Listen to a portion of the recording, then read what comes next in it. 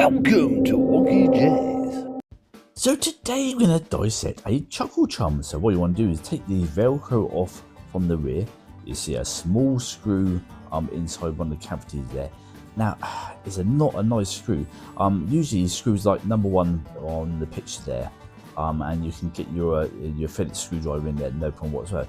These are very sort of wide. There's not much of a leverage to actually pull out the screw. I don't know if they've done that just because they are mean, or they just don't want anybody interfering with the actual item. Once you manage it, the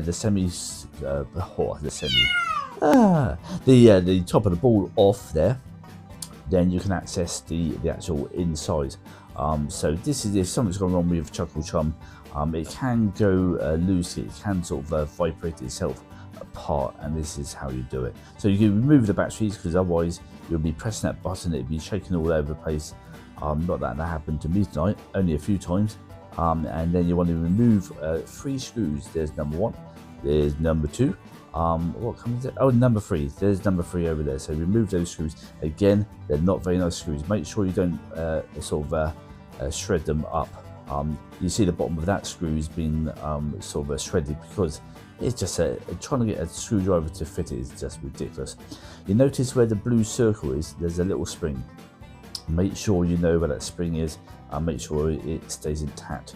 And that's on the where the button is. So where it's illuminated in green, that is where the actual button to activate the Chuckle Chum is. So remember where that is. So this is inside. Once you remove those screws, you can have a look inside. I say, because the actual item does vibrate a lot, things can move around. It is it's when you take the top off, it's not the easiest to work with. So there you've got a printed circuit board. There you've got a motor there, which is magnetic, and that's how it sort of shakes and rattles and rolls, etc. There is a metal plate in there, which we'll show you later on in the video. But the main thing is make sure that the cogs don't move out of the way.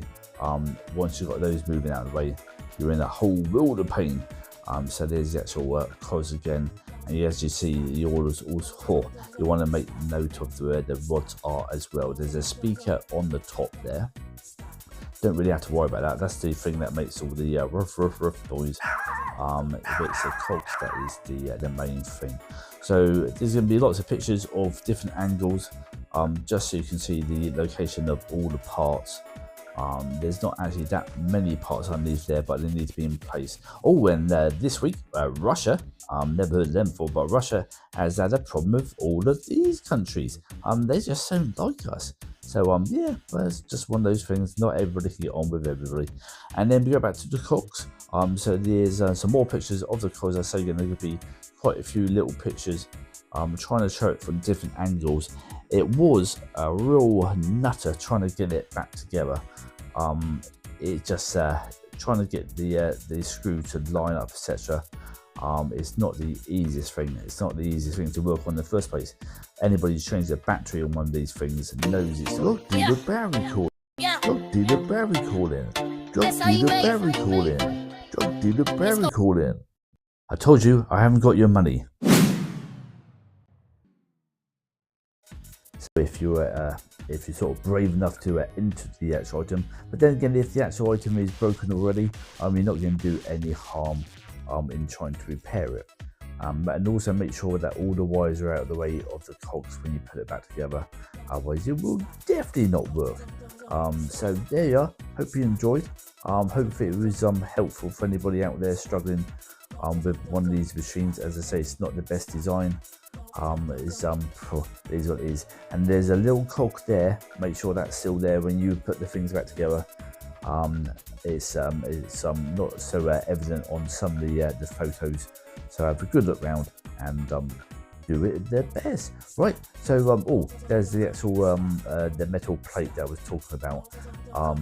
So that is it's just a thin piece, but it's just a piece of metal. There is a little slot for it, which we will show you in a minute. So the actual metal is on the right hand side. It needs to be near the motor, and there is a little slot that goes in.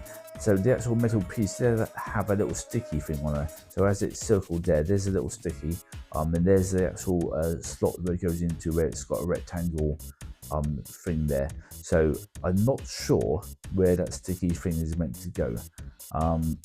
So mine did make a sort of a rattling noise afterwards. I'm not sure if the sticky thing is in the incorrect position. So I may have to go back in again and repair it. But it's just one of those things.